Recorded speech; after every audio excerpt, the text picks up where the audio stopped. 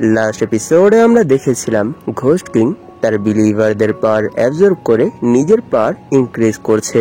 এই জিনিসটা দেখে সাইয়ান প্রথমে তার সবগুলো বিলিভারদেরকে তার বিরুদ্ধে করে দেয়, আর যখন সে দেখতে পারে এতেও কাজ হচ্ছে না তখন সে তাদের সবাইকে সেখানেই ব্লাস্ট করে ফেলে। এরপর সেখানে সাইয়ান আর ঘোস্ট কিং এর মধ্যে ফাইট শুরু হয়ে যায়, আর সেই ফাইটের মধ্যেই সাইয়ান তার finger of flowery sword use করে ঘোস্ট কিং এর মাথা ছিদ্র করে ফেলে। এই এপিসোডের শুরুতে আমরা দেখতে পাই এই সিটির যতগুলো মানুষ আছে তারা সবাই ঘোস্ট কিং আর সাইয়ানের মধ্যে লড়াই সেই বড় স্ক্রিনের মধ্যে দেখছে, যেটা সাইয়ান এই সিটির অনেক বড় একটা বিল্ডিং এর মধ্যে লাগিয়েছে। তখনই সেখানের কিছু মানুষ বলে, ওরে বাবা, এইবার এই ভিডিওর মধ্যে তো আমরা ভূতকেও দেখতে পাচ্ছি, এর মানে আমরা এখন সরাসরি তার আর সেই ভূতের মধ্যে লড়াই দেখতে পারবো। তখনই আরেকজন বলে, এখানে কি কোনো মুভি চলছে? সত্যি এই মুভির গ্রাফিক্স অনেক ভালো। এটা শুনে আরেকজন বলে, না না, এখানে কোনো মুভি চলছে না। এর মানে কি তুমি আগে তার কোনো লাইভ স্ট্রিমিং দেখোনি? সে এখানে একটা ভূতের সাথে লড়াই করছে। এইসব দেখে এক এক করে সেখানে আরো অনেকগুলো মানুষ জড়ো হতে শুরু করে, কারণ তারা এই স্ট্রিমে সরাসরি একটা ভূতের সাথে লড়াই দেখতে পারবে। তখনই সেখানে এক পার্সন বলে, দেখো এই ভিডিওর মধ্যে যে প্লেসে ফাইট হচ্ছে সেই প্লেসের মধ্যে ধীরে ধীরে অনেক কালো মেঘ ছড়িয়ে পড়ছে, আর ঠিক একই মহল আমাদের আশেপাশেও ক্রিয়েট হচ্ছে। এর মানে সে এই সময় এই সিটির মধ্যেই আর আমাদের আশেপাশেই লড়াই করছে। এইসব দেখে তাদের লাইভ স্ট্রিমিং এ অনেক অল্প সময়ের মধ্যেই অনেক বেশি ভিউ চলে আসে। এই জিনিসটা দেখে মিং মিং চিল্লাতে চিল্লাতে বলে, সাইয়ান দেখো, আজ আমাদের ভিডিও ভাইরাল হয়ে গেছে, কারণ এই সময় আমাদের লাইভ স্ট্রিমে 5 মিলিয়নেরও বেশি ভিউ চলে এসেছে। আগে কখনোই এত বেশি ভিউ এত অল্প সময়ে আসেনি, তাই তাকে আজ এখানে এক চান্সেই মেরে ফেলো না, তাকে ধীরে ধীরে মারো যাতে করে এই ভিডিওটা একটু লম্বা হয়। এইসব শুনে সাইয়ান বলে, ঠিক আছে, আমি তাকে ধীরে ধীরে মারবো। এটা বলে সে সেখানে ভাবছিল, আমি জানি তাকে মারতে একটু সময় লাগবে, কারণ সে কোনো সাধারণ ঘোস্ট না। এই পর্যন্ত আমি যতগুলো ঘোস্টকে মেরেছি সে সেই সবগুলো ঘোস্টের কিং। এতক্ষণে আমি তার উপর অনেকগুলো অ্যাটাক করেছি আর তার বডিও অনেকবার ছিদ্র করে ফেলেছি, কিন্তু এর পরও তার উপর কোনো ইফেক্টই পড়ছে না। তাই আমার মনে হয় না আমি তাকে অনেক অল্প সময়ে অথবা এত সহজে মারতে পারবো, কারণ আমি যখনই তার বডির উপর কোনো ড্যামেজ দেই এর পরের মোমেন্টেই সে সেই ড্যামেজ হিল করে ফেলে। তাই আমি এই জিনিসটা বুঝতে পারছি না যে আমি তার এই হিলিং ইফেক্ট কি করে শেষ করব। তখনই সেখানে ঘোস্ট কিং বলে, আমি জানতাম যে তুমি স্পেশাল, কিন্তু আমি এটা জানতাম না যে তুমি এত বেশি স্পেশাল, কারণ আমি সত্যি এই জিনিসটা বুঝতেও পারিনি যে কখন তুমি আমার মাথার মাঝখানে একটা ছিদ্র করে ফেলেছো। তাই আমার মনে হয় এত সময় পর্যন্ত আমি এখানে তোমাকে আন্ডার এস্টিমেট করছিলাম, তাই এখন আমায় একটু সিরিয়াস হতে হবে। এইসব শুনে সেখানে সাইয়ান মিং মিং কে বলে, মিং মিং, তুমি আমার মাইক এই লাইভ স্ট্রিমিং এর সাথে কানেক্ট করে দাও। এটা শুনে মিং মিংও সেখানে তার কথা মতো তার মাইক এই লাইভ স্ট্রিমিং এর সাথে কানেক্ট করে দেয়। তখনই সাইয়ান প্রথমে তার ভিউয়ারদেরকে ধন্যবাদ জানায় তার লাইভ স্ট্রিমিং দেখার জন্য, আর এরই সাথে সে বলে, আজ আমি যেই ঘোস্টের সাথে লড়াই করছি সে কোনো সাধারণ ঘোস্ট না, সে ঘোস্ট কিং। তাই এখন আমি তোমাদেরকে আমার অ্যাবিলিটির সাহায্যে তার এক একটা বডি পার্ট আলাদা করে দেখাবো। এটা বলেই সে সেখান থেকে এক জাম্প করে ঘোস্ট কিং এর উপর অ্যাটাক করে তার মাথা কেটে ফেলে আর বলে, দেখো আমি এখানে তার মাথা কেটে ফেলেছি। কিন্তু আমরা দেখতে পারি এর পরের মোমেন্টেই ঘোস্ট কিং তার মাথা আবার রিজেনারেট করে ফেলেছে। এই জিনিসটা দেখে সাইয়ান বলে, দেখেছো, সে তার মাথা আবার রিজেনারেট করে ফেলেছে, তাই এখন আমি তার পাখা কেটে ফেলবো। এটা বলেই সে সেখানে তার পাখা কেটে ফেলে, কিন্তু সে এর পরের মোমেন্টেই তার পাখা আবার রিজেনারেট করে ফেলে। তখনই সাইয়ান বলে, দেখেছো সে কত দ্রুত নিজেকে রিকভার করে ফেলছে, এর কারণ সে কোনো সাধারণ ঘোস্ট না। আজ পর্যন্ত আমি যতগুলো ঘোস্টের সাথে লড়াই করেছি সে সেই সবগুলো ঘোস্টের কিং, তাই তাকে মারতে আমার একটু সময় লাগবে। তাই প্লিজ তোমরা পুরো সময় আমার সাথেই থেকো, আর এভিডেন্স হিসেবে এই ঘোস্ট কিংকে নিজের চোখেই মরতে দেখো। এইসব বলেই সে আবার সেই ঘোস্ট কিং এর একটা হাত কেটে ফেলে, আর এর পরের মোমেন্টেই সে আরো একটা হাত কেটে ফেলে। তখনই মিং মিং সাইয়ানকে বলে, একজন আমাদেরকে $150 সুপার চ্যাট করেছে আর বলেছে এই ঘোস্টের পা কেটে ফেলতে। এটা শুনে প্রথমে সাইয়ান তাকে শাউট আউট দেয় আর এর পরের মোমেন্টেই সেই ঘোস্ট কিং এর দুটো পাই কেটে ফেলে। কিন্তু আমরা দেখতে পারি এর পরের মোমেন্টেই আবার তার পা রিজেনারেট হয়ে যায়। তখনই আবার মিংমিং সেখানে অনেক বেশি ব্লাশ করতে করতে বলে কেউ আমাদেরকে $15 সুপার চ্যাট দিয়েছে আর বলেছে এই ঘোস্ট কিং এর মেইন পয়েন্টে একটা সুপার কিক মারতে। এটা শুনে সাইয়ান সেখানে অনেক বেশি খুশি হয়ে যায় আর বলে আপনারা বলবেন আর আমি এটা করব না, এটা কি কখনো হতে পারে? এটা বলে ঘোস্ট কিং এর মেইন পয়েন্টে সে অনেক পাওয়ারফুল একটা কিক করে যার জন্য তার মেইন পয়েন্ট সেখান থেকে গায়েব হয়ে যায়। কিন্তু আমরা দেখতে পারি ঘোস্ট কিং তার সেই বডি পার্ট আবার রিজেনারেট করে ফেলেছে। এটা দেখে সাইয়ান বলে আমি এখানে যেই ফোর্স ইউজ করে তোমার মেইন পয়েন্টে অ্যাটাক করেছিলাম, এই ফোর্সের 1% যদি আমি ইউজ করে কোনো হিউম্যানের সেই প্লেসে অ্যাটাক করতাম তাহলে সেই পার্সন সেখানেই মরে যেত। কিন্তু তুমি এখানে এই জন্য বেঁচে আছো কারণ তুমি একটা ঘোস্ট, তোমার সেই পার্ট থাকাটাও যা না থাকাও তা। এইসব বলেই সে সেখানে তার অডিয়েন্সদেরকে বলতে শুরু করে যে দেখেছেন আমি এখানে তার বডি পার্ট কতবার কেটেছি, এমনকি তার মেইন পয়েন্টও ডিস্ট্রয় করে ফেলেছি, এরপরও সে নিজেকে আবার রিজেনারেট করে ফেলেছে। কিন্তু এখানে আপনাদের টেনশন করতে হবে না কারণ নিশ্চয়ই যারা আমার আগের লাইভ স্ট্রিমিং গুলো দেখে রেখেছে তারা এই সম্পর্কে জানে যে একটা ঘোস্টকে মারা অতটাও সহজ না। আর এই সময় আমার সামনে যেই ঘোস্ট আছে সেটা কোনো সাধারণ ঘোস্ট না, সেটা ঘোস্ট কিং, তাই তাকে মারতে তো একটু সময় লাগবেই। তখনই ঘোস্ট কিং বলে সত্যি এটা অনেক বেশি অ্যানোয়িং, নিশ্চয়ই তুই এই জিনিসটা জানিস যে আমার উপর এইসব সাধারণ অ্যাটাকে কিছুই হবে না, তাহলে তুই এখানে এই সব কিছু কেন করছিস? আর এখানে আমার মাথার সব থেকে বেশি এই জিনিসটাতে নষ্ট হচ্ছে যে এখানে তুই কি অন করে রেখেছিস আর কার সাথে কথা বলছিস। দ্রুত দ্রুত এই সব কিছু বন্ধ করে আমার সাথে ফাইট কর। এইসব শুনে সাইয়ান সেখানে তার ওভার অ্যাক্টিং শুরু করে দেয় আর বলে কি আমি এই জিনিসটা কি করে বন্ধ করব?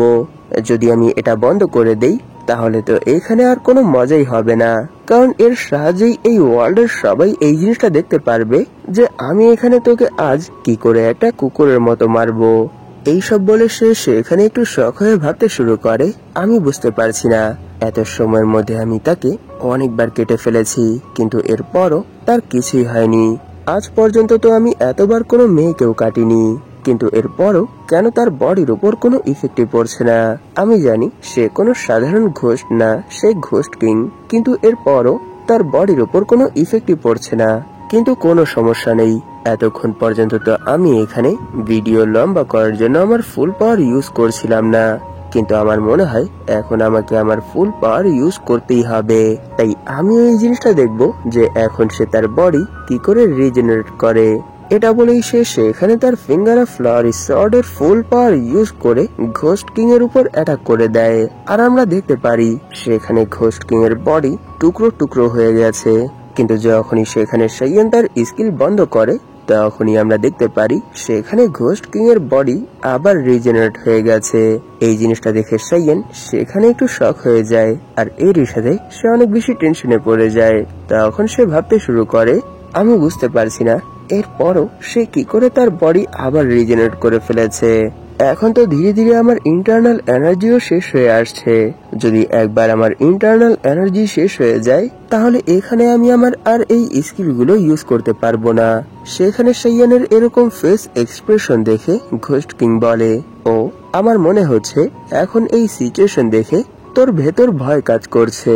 এটা তো হওয়ারই ছিল, কারণ আমি কোনো সাধারণ পার্সন না আর আমি অনেক সময় পর্যন্ত এখানে এই জিনিসটা দেখছি যে তুই এখানে আমার সাথে শুধু মজা করেই যাচ্ছিস, কিন্তু এতক্ষণ পর্যন্ত শুধু আমি এই সবকিছু সহ্য করেছি, কিছুই বলিনি।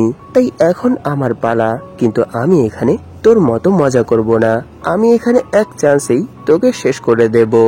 এটা বলেই সে সেখানে থান্ডার পাম নামের এক অ্যাটাক সাইয়ানের উপর করে দেয় আর এই অ্যাটাক দেখতে ঠিক সেই অ্যাটাক গুলোর মতো যেই অ্যাটাক গুলো আমরা সাইয়ানের রিয়েল ওয়ার্ল্ডে তার লিডার আর ব্লিজ টেম্পারের লিডারদেরকে করতে দেখেছিলাম। আর ঘোস্ট কিং এর এত পাওয়ারফুল একটা অ্যাটাক নিজের দিকে আসতে দেখে সাইয়ান সেখানে আর কোনো সময় নষ্ট না করে তার guardian of rebound gen activate করে ফেলে আর এরই সাথে সে সেখানে তার সেই অ্যাটাক ব্লক করে ফেলে। কিন্তু আমরা দেখতে পারি এইবার তার শিল্ডের উপরও ক্র্যাক পড়ে গেছে, কারণ এই সময় সাইয়ানের ইন্টারনাল এনার্জি অনেকটাই শেষ হয়ে গেছে।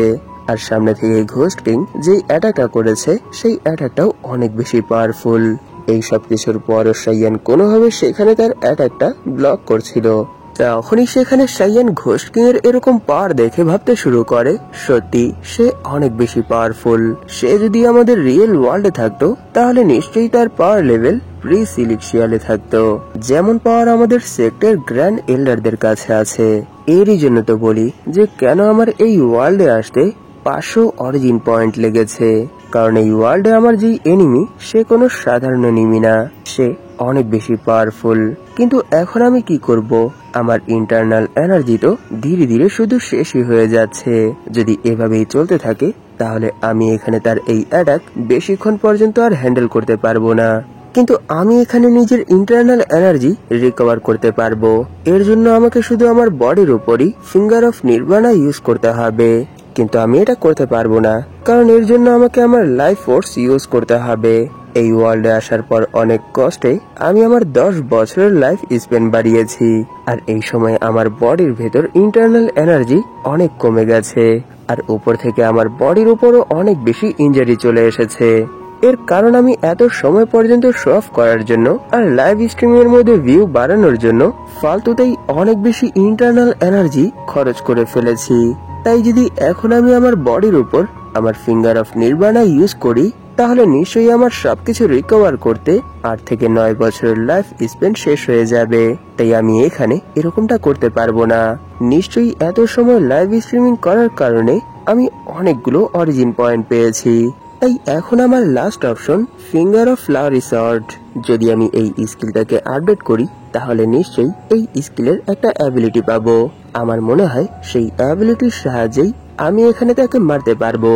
এইসব ভাবতে ভাবতেই সে সেখানে একদিক দিয়ে ঘোস্ট কিং এর অ্যাটাক ব্লক করছিল, আর অপর দিক থেকে সে সেখানে তার সিস্টেম ওপেন করে। তখনই সে দেখতে পায় এই সময় তার কাছে প্রায় 1600 অরিজিন পয়েন্ট আছে। এই জিনিসটা দেখে সে একটু ডিসঅ্যাপয়েন্ট হয়ে যায় আর বলে, আমি তো ভেবেছিলাম 2000-এর মতো অরিজিন পয়েন্ট জমা হয়ে গেছে, কিন্তু না, আমি যতটুকু ভেবেছিলাম তার থেকে তো অনেক কম হয়েছে। আমি বুঝতে পেরেছি এত বেশি ভিউ হওয়ার সত্ত্বেও এরকমটা কেন হয়েছে, কারণ অনেকগুলো মানুষ আজই প্রথমবার আমার স্ট্রিমিং দেখার জন্য এসেছে, আর তারা আমার সম্পর্কে কিছুই জানে না। এরই জন্য আমার প্রতি তাদের তেমন স্ট্রং কোনো ফিলিংস নেই। এরই জন্য আমি এত বেশি ভিউ হওয়ার সত্ত্বেও এত কম অরিজিন পয়েন্ট পেয়েছি। তাই এখন শুধু আমায় ভরসা রাখতে হবে যে 1600 অরিজিন পয়েন্টেই যাতে আমার এই স্কিলটা লেভেল আপ হয়ে যায়। এইসব ভাবতে ভাবতেই সে সেখানে এক হাতে ঘোস্ট কিং এর অ্যাটাক ব্লক করছিল, আর এর সাথে অন্য হাতে সে তার সিস্টেম ওপেন করে ফিঙ্গার অফ ফ্লাওয়ারি সর্ট এই স্কিলটাকে লেভেল আপ করার জন্য স্ক্রিনে ক্লিক করে। এখানে আমরা তার হাত দেখেই বুঝতে পারি যে সে এই সময় অনেক বেশি স্ট্রাগল করছে, কিন্তু যখনই সিস্টেমে ক্লিক করে তখনই আমরা দেখতে পাই সেখানে তার ফিঙ্গার অফ ফ্লাওয়ারি সর্ট এই স্কিলের লেভেল আপ হয়ে গেছে, যার জন্য এই পুরো প্লেসই গ্লো করতে শুরু করে। আমরা জানি যখনই সাইয়ান তার কোনো স্কিলের লেভেল আপ করে তখন সেই স্কিলের সাথে তারও লেভেল আপ হয়, আর এখানেও ঠিক এরকমটাই হয়। লাস্ট টাইম সে প্রো সিলিকশিয়ালের 6th লেভেলে ছিল, কিন্তু এই স্কিলটা আপডেট করার সাথে সাথেই সে প্রো সিলিকশিয়ালের 9th লেভেলে পৌঁছে যায়। এরই জন্য তার ইন্টারনাল এনার্জিও রিকভার হয়ে যায়। শুধু রিকভারি হয় না, তার ইন্টারনাল এনার্জি আগের তুলনায় অনেক বেশি বেড়ে যায়, কারণ এখানে তার এক চান্সেই 3 লেভেল বেড়ে গেছে। এরই জন্য সে সেখানে তার গার্ডিয়ান অফ রিবাউন্ড জেন এই স্কিলের ফুল পাওয়ার ইউজ করে ঘোস্ট কিং এর সেই অ্যাটাক সেখানেই শেষ করে দেয়। এই জিনিসটা দেখে ঘোস্ট কিং বলে, সত্যি তাহলে এখন এখানে তুই তোর লাস্ট বারের মতো স্ট্রাগল করার জন্য তৈরি হয়ে গেছিস, কারণ এটা তো চিরন্তন সত্য যে সবগুলো ইঁদুরই মরার আগে বাঁচার জন্য লাস্ট চেষ্টা করে। সে যখন এই সব কিছু বলছিল তখনই আমরা দেখতে পাই সাইয়ান তার ফিঙ্গার অফ ফ্লাওয়ারি সর্ডের একটা অ্যাটাক তার উপর করে দিয়েছে। এই জিনিসটা দেখে ঘোস্ট কিং বলে, সত্যি তুই কি এখনো এই জিনিসটা বুঝতে পারিসনি যে এই সব ছোটখাটো অ্যাটাকে আমার কিছুই হবে না, কারণ তুই তো আমার উপর আগেও এই অ্যাটাকটা অনেকবার করেছিস, কিন্তু আমি প্রতিবারই নিজেকে রিজেনারেট করে ফেলেছি। তাই আমার মনে হয় না তুই আমাকে এই সব অ্যাটাকে এখানে মারতে পারবি। তার এইসব কথা শুনে সাইয়ান বলে, হ্যাঁ এটা সত্য যে আমি এতক্ষণ পর্যন্ত শুধু এই অ্যাটাকটাই তোর উপর করে গিয়েছি, কিন্তু তোর কি মনে হচ্ছে না যে এই অ্যাটাকটা একটু ডিফারেন্ট? নিশ্চয়ই এই সময় তুই তোর বডির ভেতর ভিন্ন সেন্সেশন ফিল করতে পারছিস। सेंसेशन जैसे सरसराहट, सनसनाहट, गुदगुदाहट, डगमगाहट, फड़फड़ाहट, थरथराहट, कपकपाहट, भरभराहट, दबदबाहट, छटपटाहट, फड़फड़ाहट, सुगुगाहट। এইসব শুনে ঘোস্ট কিং সেখানে অনেক বেশি শক হয়ে যায়, আর এরই সাথে সে এই জিনিসটা ফিল করতে পারে এই সময় সে তার বডি আর রিজেনারেট করতে পারছে না। তার এটা মনে হচ্ছে যে তার বডির ভেতর ধীরে ধীরে জং লেগে যাচ্ছে, আর সেই জংয়ের জন্য সে তার বডি আর রিজেনারেট করতে পারছে না। আর এরই সাথে সেখানে আমরা ঘোস্ট কিং এর বডি ধীরে ধীরে গায়েব হতে দেখতে পাই। এই জিনিসটা দেখে ঘোস্ট কিং সেখানে অনেক বেশি ভয় পেয়ে যায়, আর এরই সাথে সে সেখানে চিল্লাতে চিল্লাতে বলে, না এটা হতে পারে না। কিন্তু এর পরের মোমেন্টেই আমরা দেখতে পাই সেখানে অনেক বড় একটা ব্লাস্ট হয়, আর এই ব্লাস্টের সাথেই ফাইনালি ঘোস্ট কিং এর চ্যাপ্টার এখানেই ক্লোজ হয়ে যায়। তখনই আমরা জানতে পারি সাইয়ান তার ফিঙ্গার অফ ফ্লাওয়ারি সর্ড এই স্কিলটা আপডেট করার পর এই স্কিলেরই একটা নিউ অ্যাবিলিটি পেয়েছে। সেটা হলো যদি সাইয়ান এই স্কিলের সাহায্যে কারোর উপর অ্যাটাক করে তাহলে সেই পার্সনের বডিতে ধীরে ধীরে জং লাগতে শুরু করবে। এতে করে যদি কোনো পার্সনের কাছে কোনো হিলিং অ্যাবিলিটিও থাকে এরপরও সে আর নিজেকে হিল করতে পারবে না।